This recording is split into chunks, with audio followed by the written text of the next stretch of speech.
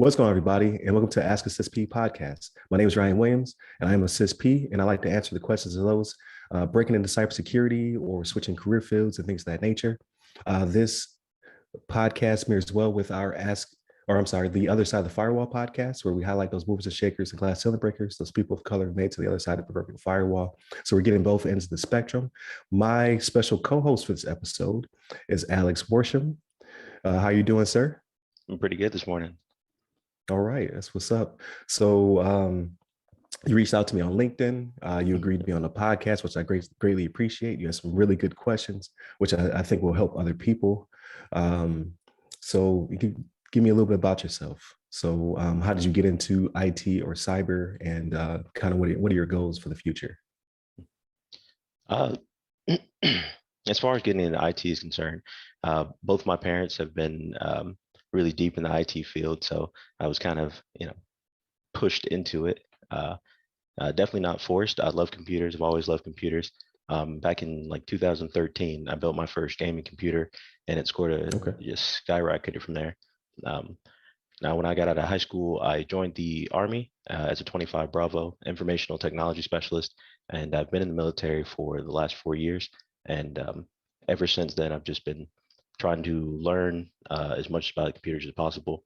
And I think I had a love for computers a little bit more than my peers. So I just eat the information up.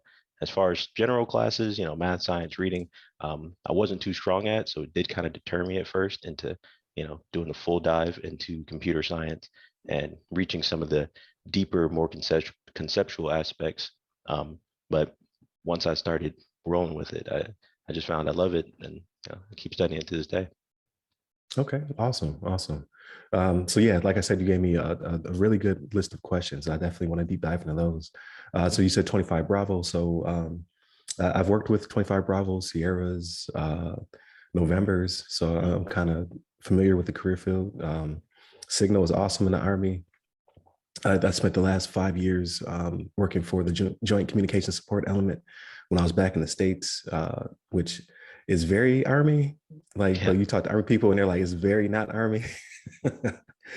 But let's just jump right into it. Like, what are some of your questions? Sure. First and foremost, I definitely wanted to ask you about your background. You jumped perfectly to the JCSE. Yes. I know you've been in the military yourself, and just tell us a little bit about your experience and what you've been doing up to this point. Got you. So still in, like, don't let the facial hair fool you. I hit 19 years, and I will hit 19 years in March. And I'm starting to go through my transition. Like love the Air Force. Wish I could stay in forever, but I feel it's time for me to make the transition over to corporate America, and kind of flex the skills that the Air Force and the Department of Defense in general has given me the opportunity to develop. So again, 19 years. I joined back in 2003. I've had three. I'm on my third career field and never changed career fields because it's kind of crazy. So originally I was what we call a 2E2. So we have AFSCs, Air Force Specialty Codes. They're very similar to your MOSs, but we like to switch ours up. So I was a 2E2 data maintenance. So I was the guy who would tear equipment apart to fix it, solder boards, things of that nature. We got folded into telephones and circuit actions, and all that in cryptography. So I became a 3D1X2, which is cyber transport. So we're the layer 4 guys, pushing packets all over the place, building networks. Is where I started to get my love for Cisco, and just command line and building networks, designing networks, all that good stuff. Did that for the bulk of my 19 years, and slowly moved on to going from tactical to fixed comm, where I worked for the NSA for a period of time, to enterprise level when I was in Virginia. So I did that for almost 6 years, working, I think we had 120 locations at the time, doing their base boundaries, things of that nature. That's when I started to get into project management a little bit, and mostly building up those skills. So Sec plus, Net plus, CCNA, all that good stuff. Then I moved to Florida, where I did JCSE for a quarter of my career. That's a joint communication support element. Those guys are everywhere. We are tactical, we're fixed, we're anything. Like you need a network in a parking lot, a desert, a forest. we make it happen. And that's why I got my project management skills up, got my PMP, as well as I started getting into cybersecurity. So I've been doing that for probably combined total of 6 years out of the 19. So 19 years of IT, almost 10 years of project management, and now I'm on like my year 6 of cybersecurity, because the DoD had a shift where it's like, okay, we build these tactical networks. How do we secure them? And they started pushing us towards like figure this out. And I guess I showed a passion for it. Like I really did want to know, like, how do I secure this network that I built? You know, how do I protect my baby? And then they pushed me towards getting my CEH, my CISSP, and then I pursued my master's in cybersecurity and information assurance, and finished that just before the pandemic hit. So like late 19, early 2020. And then since then, I've just been pursuing different avenues in cybersecurity. I'm really big into risk management. Like I really like that. I think it pairs well with my project management certification and experience. And I have a lot of identity access management, things of that nature. Like I went basically from securing a port on a switch or a router to designing a network to be secure is kind of where I'm at in my journey. Okay, nice. Yeah. I actually am a big fan of risk management myself. I've always loved, Okay. quantitative versus qualitative, the risk assessments, you know, the not so sexy stuff that a lot of my Yeah. peers see. I actually really enjoy it, the paper slog. Yeah. Yeah. I agree with you. It's like people, I don't think they sleep on it. They just, people don't really enjoy it, but I don't know. I've always been that type of person. Like I love my time in QA. Mm. I I love looking at like the RMF packages and the authorities to connect and all that stuff. Like it's very dry material, but like you learn risk frameworks. Mm. You know, and pursuing my degree, a lot of my papers were on PCI DSS, so like the banking system, Mm. NIST, FISMA, those type of things, like governance policy. Like I enjoy it, but you know, people want to be pen testers and things of that nature. And I get it. Like forensics is cool.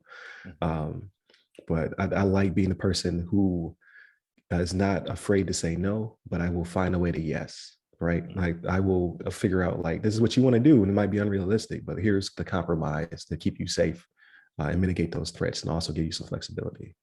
I think that's very underrepresented when we talk cyber to the public. Yeah, most definitely from their perspective, you know, the commonplace black hoodie, dark room, no windows, hacking Right. away at a keyboard kind of thing.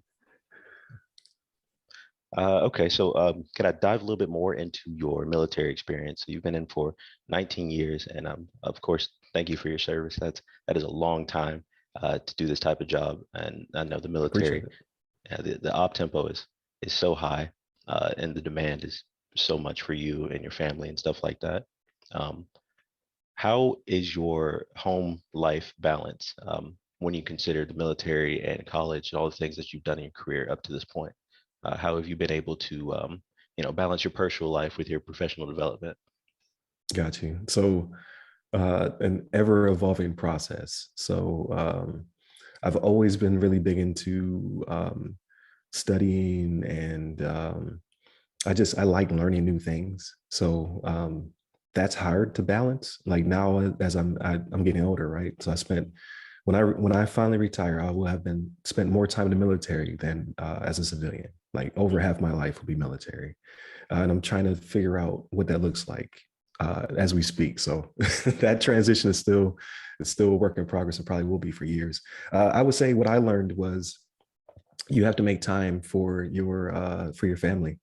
So like the military is going to ask a lot of you. And that's just that you volunteer for that, right? We're all volunteers. Like no one is being told they have to be in the military. And you have to figure out like early on, I would say, like it took me a little bit longer, um, where to take a break.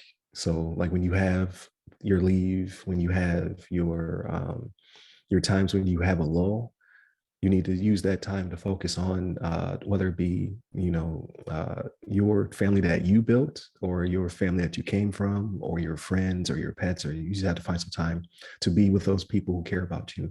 Not to say that your military family doesn't care about you, because they do, but this is a season, right? Like even 20 years is a season of my life, and those people will always be there for you if you properly nourish that relationship. So I'd learned that probably halfway through.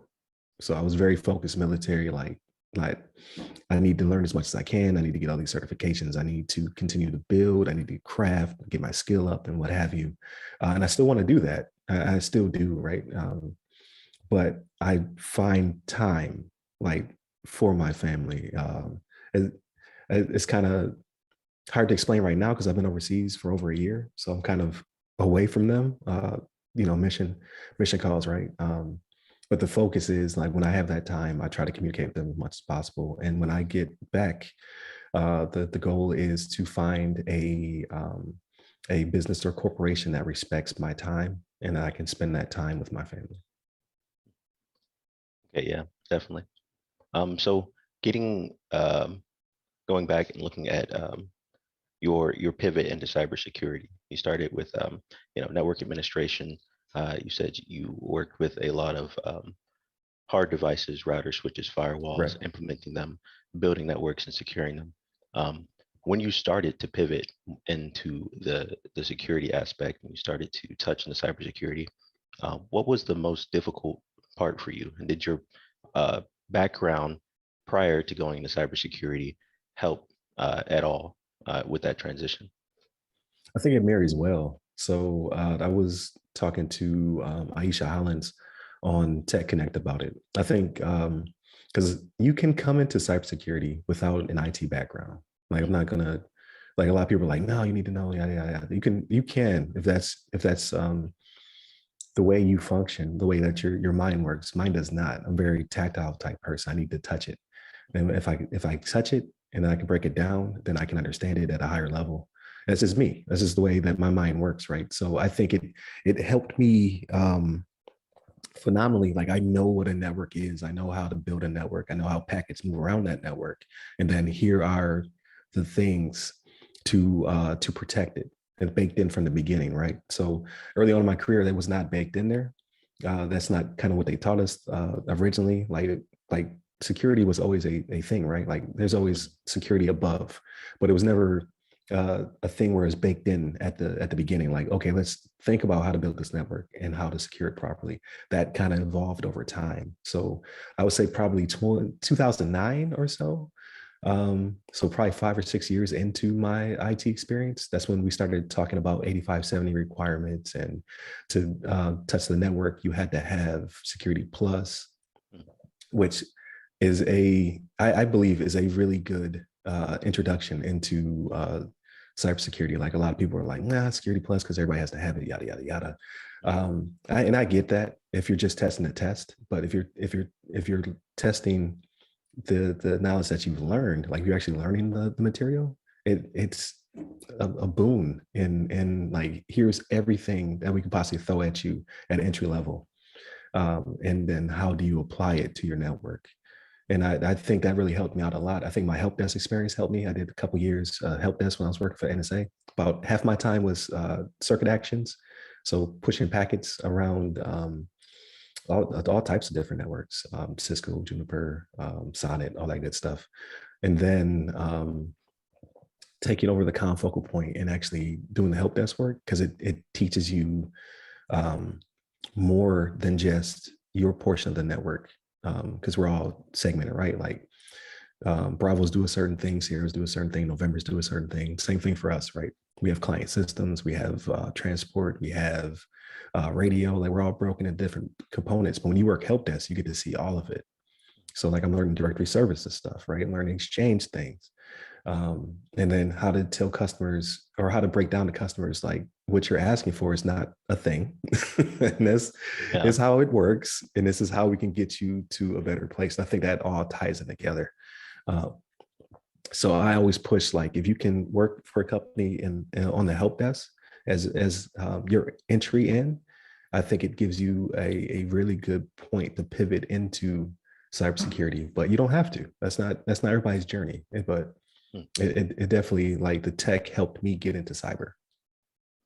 Yeah, I really love that about the IT field, how flexible it is, how, one person's can start to traditional help desk route and go all the way up to senior level CISO, or you could just come right off the street, start studying your own, building your own computers, and you know, Right. get where you need to be. Yeah, So and as then and far, nothing's wrong with labbing. Like, I want to put it out there as yeah, well. Like, lab is very close to real environment. Like, so when you're learning switching and routing, you lab a lot. Same thing with pen testing and things of that nature. Like, lab, enjoy it. Like, because every company's not going to bring you in with no experience and then nurture you and then build that up. But if you bring something to the table, like, hey, I have, try hack me and all this other things, like hack in the box, like I have all this um, virtual knowledge I can bring to the table, then I think you'll more likely be hired. mm, okay. How was your experience with Western Governors University? I know you said you got your master's degree for them uh, right before the Yes. pandemic started. So it was great. I really enjoyed it. I think for me, it took 18 months. I think I could have shaved, or I'm sorry, 15 months. I think I could have shaved it down to a year.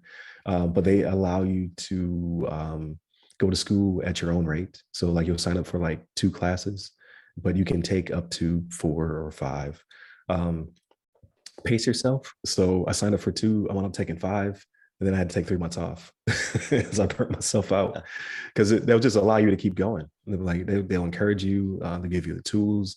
You get a mentor who will follow up on you, and then as you knock those classes out, or he or she will be like, yeah, go ahead, take another one. Like, do you feel comfortable? Yada yada yada. Like, yeah. And then that 5th class, I was worn out. It was forensics, and I was like, all right, I need to take a break. So I took 3 months off. Then I came back and I finished up. So if you pace yourself, it's really good. And what made you decide to pursue the master's degree? Assuming you don't have your bachelor's degree from WGU. No, so my it's crazy, right? So my associates is an Air Force associates in IT. Mm. Um, but then there was a point where I was going to potentially get out of the military, and I was a computer science dropout coming in. So, like, I was a computer science major. I was working full time, going to school full time. It was not working out for me. I tried to pursue it again once I joined the military, and I quickly learned that uh, uh, math is not my strong point to a certain degree, right? So when I got into calculus, I was working the hardest I had ever worked at a class, and I was still only getting a C. And I was like, "There's more math. We're going to continuously go up from here." So I looked at all of my electives. I said, what do I enjoy doing? And it was psychology classes. So psychology, sociology. So I pivoted hard from IT into social psychology is what my bachelor's was in. Um, and then I finished it off just in time to pursue Security Plus, Net Plus, and all that stuff. And my passion for IT grew again. And then I started to look at, oh, what's the cybersecurity thing? And I took a very long educational break. I still pursued certifications, I got those and what have you. But then when I was looking at, okay, I know my time in the military could potentially end at 20. I don't really have aspirations to go too far over 20. Let me look at a master's. And I was like, well, I don't want to go back to psychology because I'm not going to pursue that when I get out. I'm like really big into cyber right now. And I always will have a passion for IT. And that's when I started looking at schools. Park was where I got my bachelor's at. They had a really good program, but then I heard about WGU from coworkers and the flexibility there. And I was like, no, I'm going WGU. Yeah, that's almost the same story. I was at work one day. One of my coworkers pulled me aside. "Yeah, are you in college? No. All right, we're going to the Ed Center right now. Show me Right. WGU. We sign up for the courses, and like you said, it just allows you to get so much done get all the resources up front. You don't have to sink a lot of your time into a lot of the fat, for traditional Right, colleges. right, right. And you just have to be, so there's nothing wrong with wanting to be in a brick and mortar. I teach at brick and mortar. I enjoy that aspect as well, seeing people interacting with the students, seeing the light bulb go off. Like I really enjoy that. But you don't always have time for that as a student. Sometimes, like for us, we deploy a lot, we go TDY a lot. Like you need the ability to just do it on your own at your own speed. And it really afforded me that. Yeah, most definitely. So throughout your journey so far, obviously you're a media creator now. You've been putting out things on YouTube and LinkedIn and several different platforms. What inspired you to become a media creator, specifically for IT and cybersecurity?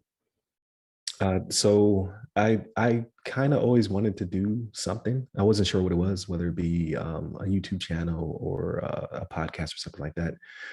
But actually, the COVID, so the isolation aspect of it, Mm. pushed me over the edge. So when I arrived overseas at my current assignment, we had to be isolated for a long period of time, just because we had to make sure we weren't symptomatic. We weren't going to spread it coming, from country to country, all that good stuff. So I was locked in a room for 2 or 3 weeks.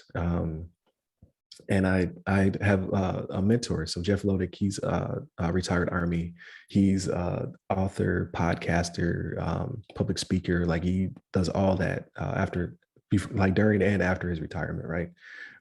He had a podcast, and I was like, well, teach me, like let me know, like how hard is this? And then he started explaining the tools and what have you. And then here's the entry level, like here's how you can come in and do it and what have you. So then I recorded a small session by myself, hated it, absolutely hated it. I was like, I can't just talk in a vacuum, especially about this material because it's coming off dry. I'm a monotone type person. How do I make this more palatable? And as well as how do I showcase more people who look like me?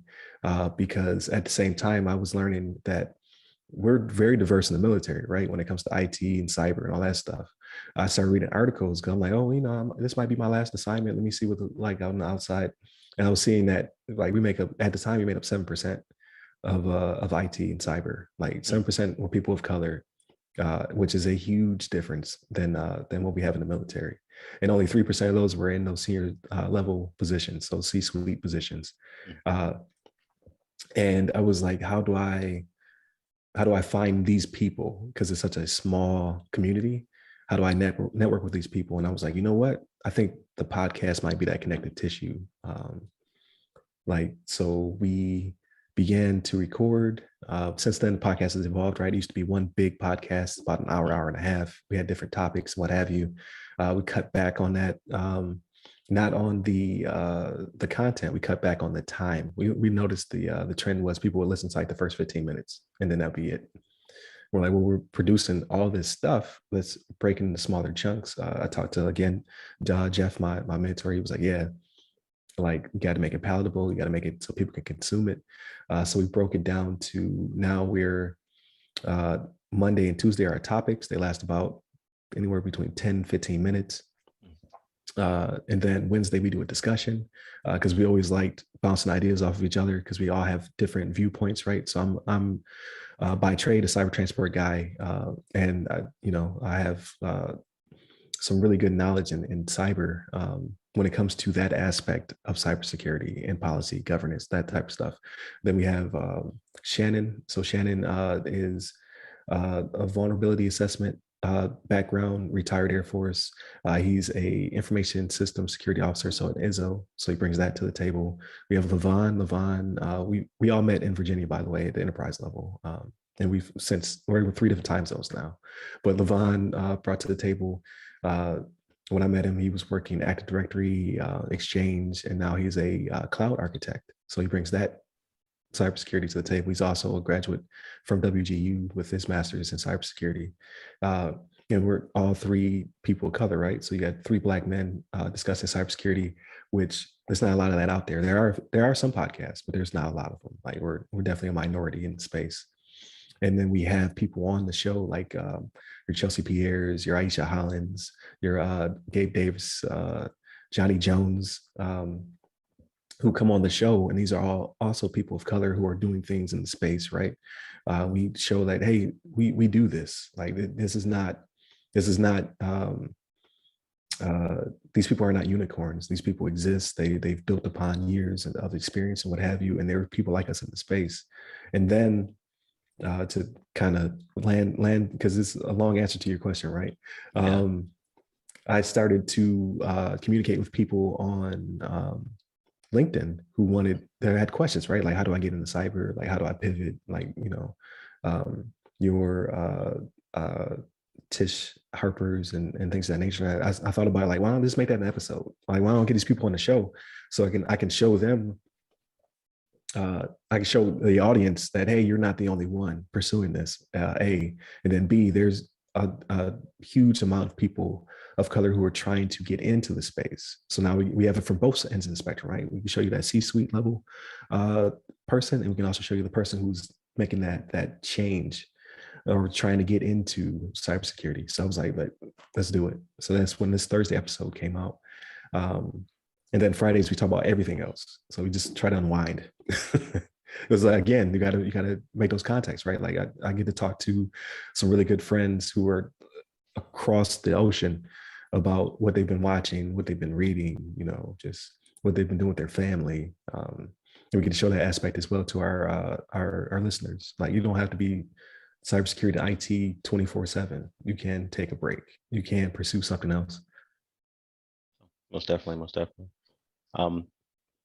Yeah, I saw on your LinkedIn profile as we were looking through that you had some involvement with Blacks in cybersecurity, and I saw that you are definitely an advocate for minorities in the cybersecurity space. And yeah, you're definitely someone we look up to I as a appreciate it. person of color myself, trying to break into the cybersecurity spectrum. Yeah, definitely. Like, and the network is growing, right? So we're just a little tiny piece of it, but like Twitter is booming with Blacks in tech and cybersecurity. Like you mentioned, you have the Cybersecurity Association, the Blacks in cybersecurity as well, and then they share my content. Like they'll reshare the post that I put out there. So like it's nothing but love in the network. Like definitely, if you're not a part of it, definitely join one of these various organizations. You also have like WESIS for women in cybersecurity. I know there's some Latinx groups as well, indigenous peoples in cybersecurity. Like there's a space for you. You just have to put in the search bar. Okay, definitely. And I'm going to pivot to some more hard-hitting questions. Some ones that, not usual, typical interview questions that we kind of put together. So what has changed recently in cybersecurity in this field that you dislike? So maybe a certain tech Gotcha. or a certain mentality, way of doing things. There's necessarily a way of doing things. There's also a negative aspect to the to reaching out, because there's a lot of misconception, right? Like it's there's a difference between IT and cybersecurity, right? So IT is the bones, the skeleton. This is what builds the networks and makes them function for a company, versus cybersecurity, which is the protection of the company. And whatever governance that it falls within. So they're separate, but they marry well together. There's a misconception. People don't know what to pursue, and when they reach out, sometimes they get beat over the head, like, "Oh, you should know better," or "You should know this." Well, they don't. That's why they reached out. So that part I don't like, but I think that's social media in itself. I see more positive than negative, but there is a lot of negativity sometimes. Somebody just asks a question, so I will never do that. Like, if you ask me a question, even if it's something I've answered 1,000 times, I'll answer it 1,001. Like maybe you didn't hear it. So this is how this functions, and like help people out. So that part I don't like. I don't like when people are like, "Oh, you don't understand. You only be here." Well, that's you didn't understand at one point either. So like help them, and then shout it from the mountaintops. Like get more people like us in the space. Yeah, most definitely. Okay, so what certifications or credentials or skill sets are not actively being used by you right now? What's kind of things that you've gathered and they've been sitting on the shelf? Oh man. So things I'm not currently using. So I'm not currently using my CCNA. So I'm not banging on the keyboard doing command line stuff, and I do miss it. Um, but as you progress in the military, you get less technical and you get more managerial. That's just the way the space works. So I'm a senior non-commissioned officer now. The only time I get to touch equipment is when I sneak off. When I'm trying to teach somebody something, like, oh, like I will drop paperwork in a second. Like, oh, this is broke. Let me help you. But it's a balance, right? Like you can't take over. Like I'm supposed to be training and teaching. Um, so those skills are a little rusty. I try to read up as much as possible, but again, you atrophy at a certain point. So I definitely miss command line stuff. And then I would say everything else, I use an aspect of it, right? I'm not using all of my PMP. Like the way the military does project management is slightly different. So I'm not using it to the PMI standard all the time because it's different. Scope, schedule, cost is different for a corporation than it is for the military. Uh, Aside from that, I try to use all aspects as much as possible. So that's why I got into teaching. I was like, well, I don't want my CISSP to go to waste. So when I finished my degree, I immediately looked for a campus that would allow me to come on as an adjunct. And I've been doing that. So yeah, I'm not physically touching stuff, but I'm in, putting that knowledge out, trying to get people to understand, especially people who are not, again, from IT. Like I might have a background in, I had a psychology major in one of my classes. So like we're day one, we're talking about networks, and that's not her thing. So I'm trying to, show her the DARPANET video that they always show us, like when we're Yeah. in training. You know what I mean? Like stuff like that, like trying to make it practical to her, and then she got A in the class. Like, so I really enjoy that type of stuff. So I would say there's always a way to use those certifications in some aspect, but uh, you can't use them all the time. Like, there's no magical job. Like there's some full stack jobs that are out there, but they're few and far between when it comes to using everything all at once. Yeah. Okay. So how did your upbringing affect your development in IT and cybersecurity? And attached to that is, do you think that you are who you are today because of your upbringing or in spite of your upbringing? Ooh, that's a deep question. Okay. I would say I think my upbringing complemented my personality, which complements what I do. I'm a tinkerer, right? So growing up, if something broke, I would take it apart. And if I could fix it, I would fix it. Or, most things did not get fixed. Most boom boxes died there on the table, right, while I was doing surgery. But it gave me a passion to figure things out, not necessarily to be cheap, but if I can fix it, fix it. And then I've taken that into IT, and then I think it married well with like project management, things of that nature, like thinking on the fly, um, and trying to make that stuff work. I would say I'm an only child, so communication, or I grew up an only child. I have a half brother and sister, but the majority of my life I was by myself, right? So I would say the military helped raise that part of me. Like I have no problem speaking in front of people now. I have no problem like in the teaching aspect, because these are things that they teach you discipline, they teach you communication skills. You have to be able to explain to higher up, just like you would have to explain to a C-suite like a CEO, like, all right, this is how this is impacting your business, or this is how this is impacting our troops, or this is how, what I mean?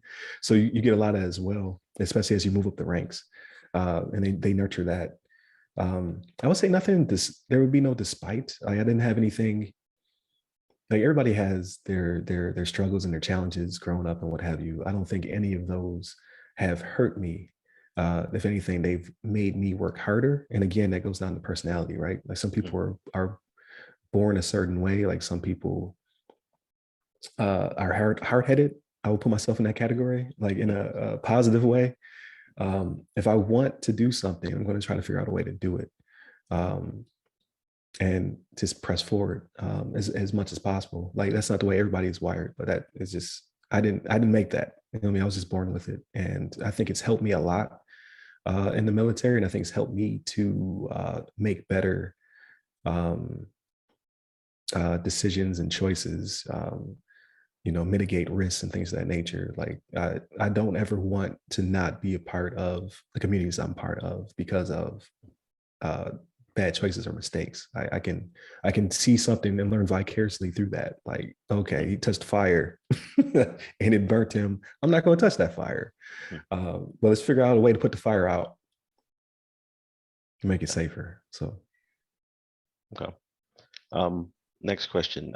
Do you believe in the pay for mentorship model? If you're familiar with that. so I'm not. I did read ahead, and I saw that when I was like, I'm not going to ask beforehand because I want you to teach me what that is. So in Because my I mind, don't like it from yeah, the from just the reading part. I'm just like pay for mm, mentorship. yeah. So there are certain individuals out there or certain corporations whose entire job is to uh, offer mentorship as a service.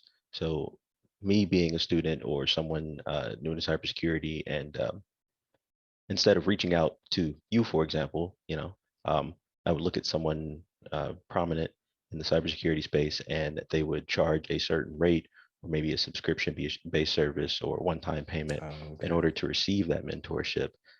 Then they might, and it's not like it's different from like resume writing, for example, where you pay someone to organize your collective experience. You're more or less Right. paying someone um, to try to guide you or build the path for you, as a mentor or a coach or, non-commissioned officer would do. Got you. So now that you explained it to me, it's kind of always existed, right? Like you buy a self-help book, you'll subscribe to a personality's podcast or whatever, or um their video series, like if they're a teacher, right? Like so CBT Nuggets is a big one. Like you pay some pretty good money, but you also get some really good material. Um, I would say if done properly, like time is money. And if this person has collected a ton of experience that can be impactful to you in your journey, it may be beneficial to pay for that time. Because again, time is finite. I don't do anything like that to my knowledge. Well, I mean, kind of like a teacher, right? So if I'm teaching a class, the university's paying me for that.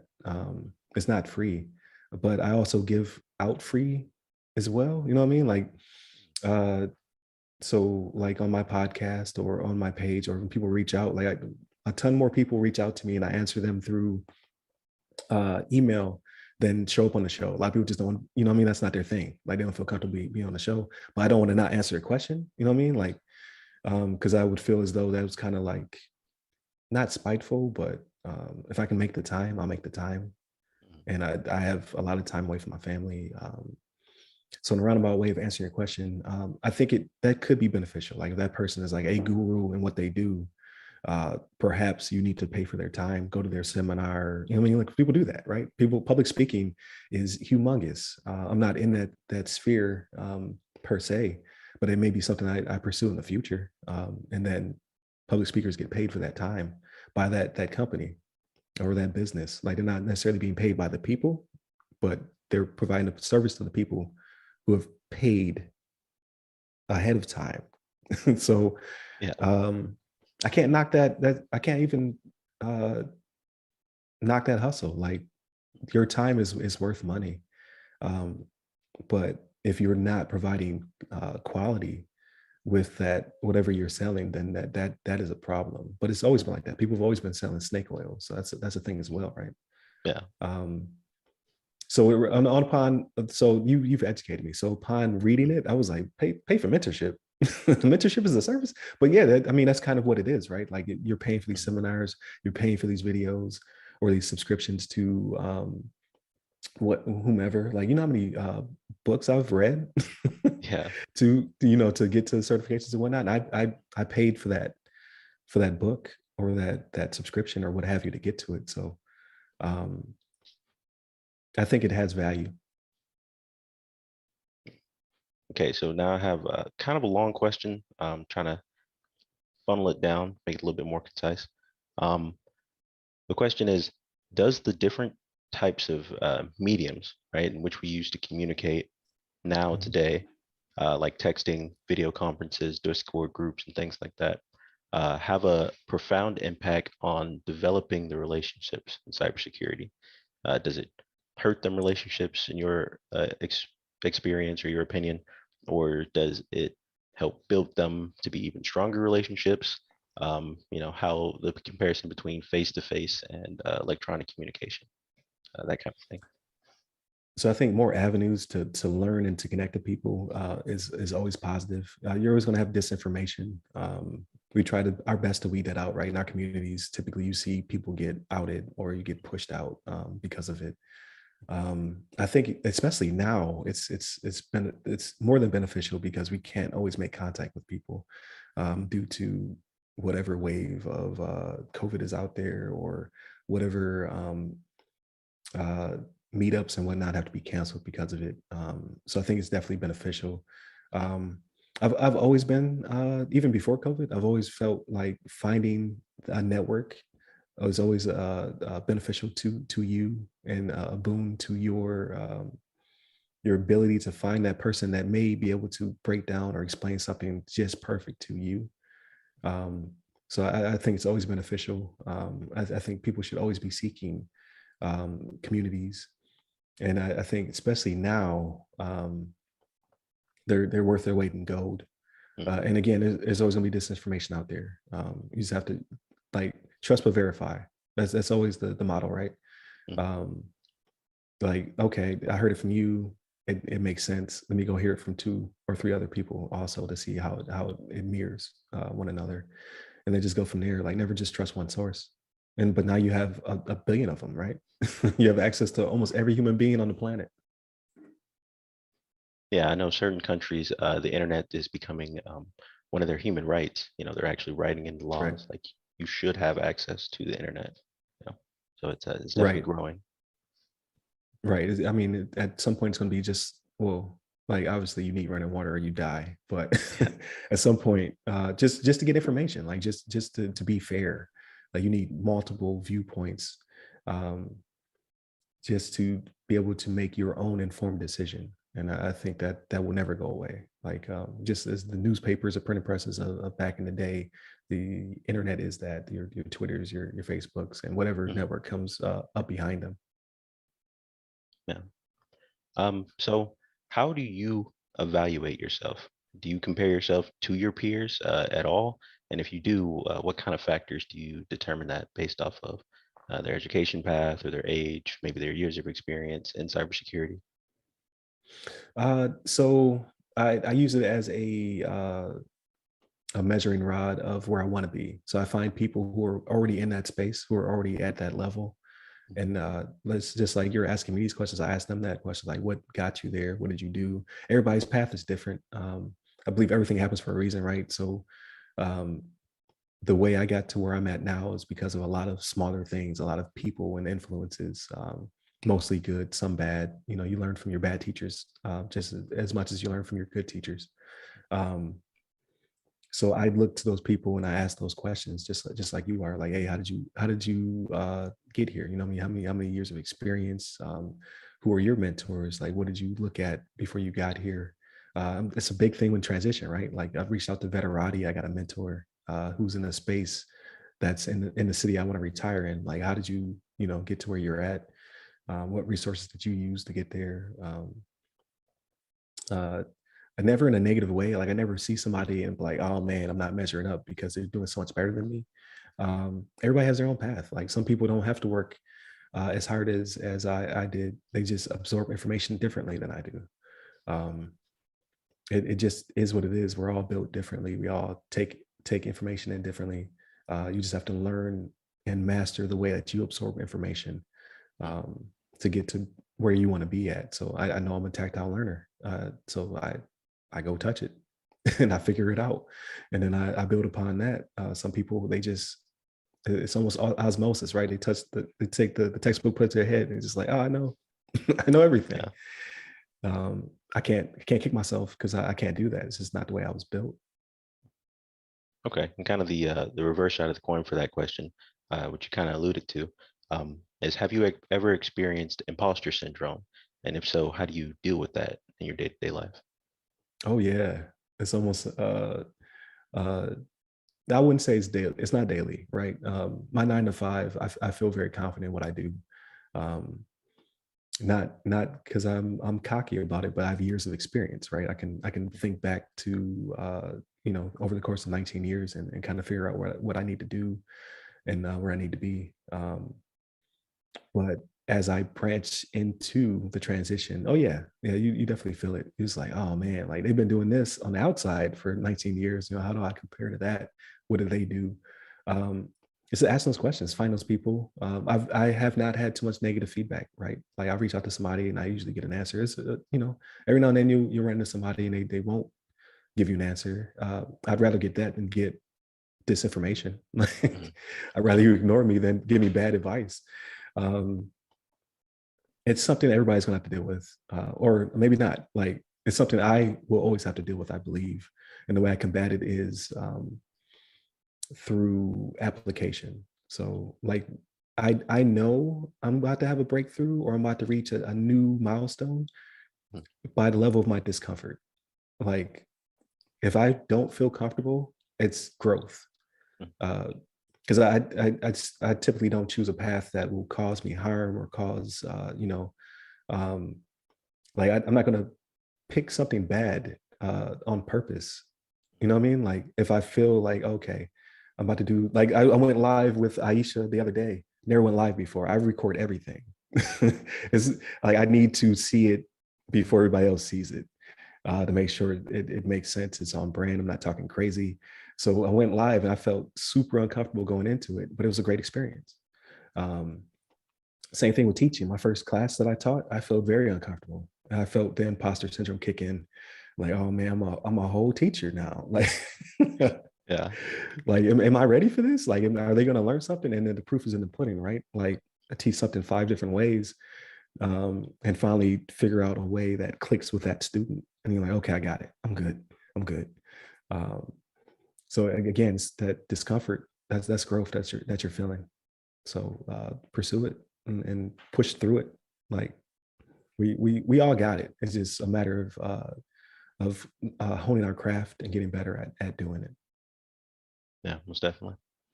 And one of my final questions for you is, what are some of your plans for the future? Can you kind of lay us out where you expect to go in the next 4, 5, 6 years? Of course, you're retiring soon. You're going to move into the enterprise. So uh, the transition is real, right? So I'm probably 14 months from being a whole civilian again Mm. in life. You know what I mean? Like so that is a little worrisome, not because I'm afraid of finding employment or anything like that. It's just it's going to be different. Like when I was prior to me joining the military, I was a teenager.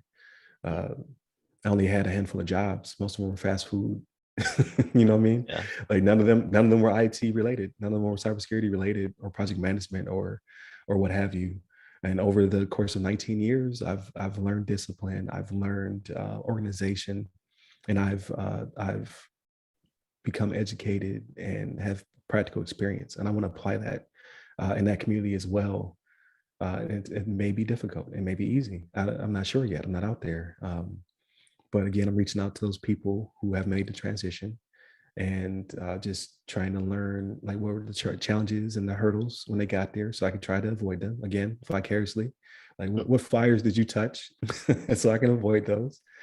Um, and I hope in 5 years to be spending much more time with my family and doing something that I love.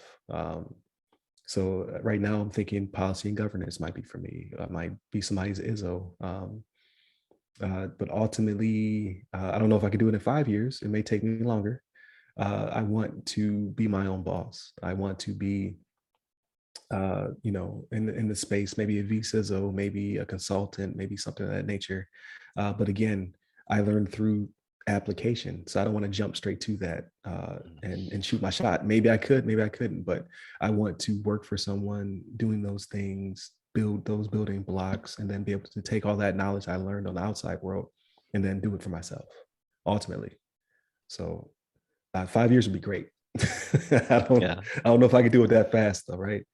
Um, but that's ultimately where I want to see myself, still creating content. I don't know if it'll be on the same platforms I'm doing it now. 5 years from now, it could be something new out there. I could be doing it in the metaverse for all I know, if that's ever comes to fruition. Yeah. Um, but and teaching, like I always want to have that in my back pocket. I always want to pass on my knowledge to other people, in some regard, like whether it be still doing the adjunct for a different college, or maybe I'd go into public speaking space. I don't know. Yeah, and being a adjunct at a college and doing podcasts and YouTube, it's a great thing. I mean, they're always saying to give back to your community. The best way to learn is to teach, et cetera, et cetera. But for Right. someone new in the cybersecurity space, how would you recommend they start to give back to their community? By joining a group, like, so these groups, patronage is king. Like, Mm. you make the community better, it makes more people join. Then just the way human beings work, right? The numbers cause more people, like, oh, there's 10,000 people in this group. It's got to be full of good knowledge, and it usually is.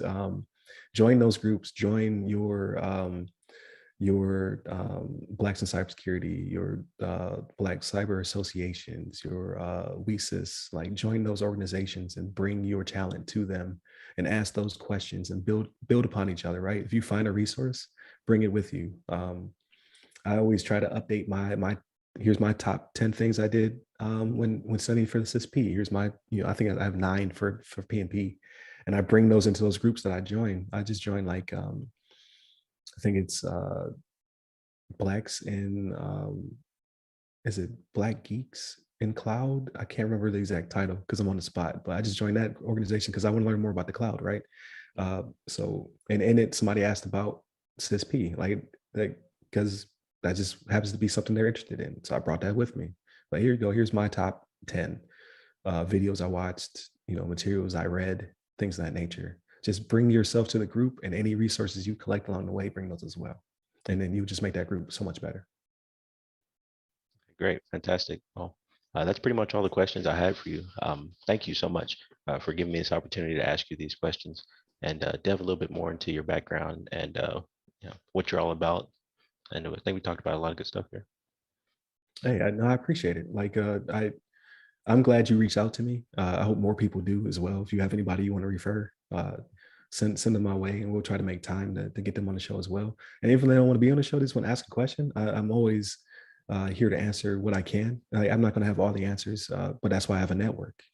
So if I can't answer the question, I will go find you an answer and bring it back to you. So thank you for your time. Like, again, time is finite. So thank you for being on the show. Thank you for asking those questions. If you have any more questions in the future, I'd love to have you back on the show in the future. I haven't had any repeats yet. Still trying to work those schedules out because people are busy, right? But if I get you back on the show sometime this year, definitely have you back on, have your questions, see what you're pursuing, like where you're at in your journey as well. And definitely share this with your friends and family and whomever else. Like, it definitely it highlights your passion as well as your thought process, right, to future employers and people you may mentor in the future. But with that being said, I go ahead and land this plane. Thank you for all those who are listening or watching. Continue to support us. Watch the other side of the firewall podcast. Like, again, Monday and Tuesday are topics. Wednesday's discussion.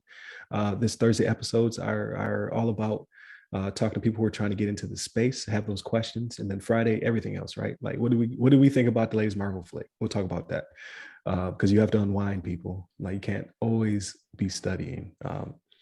So sometimes you have to take time for yourself and your family as well.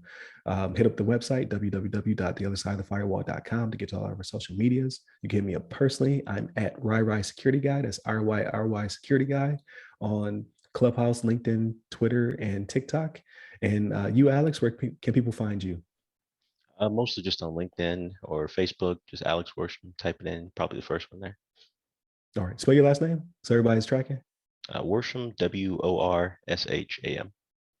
All right, there it is. Definitely link up with him, connect, follow, whatever, to support this gentleman as well. He's on his journey.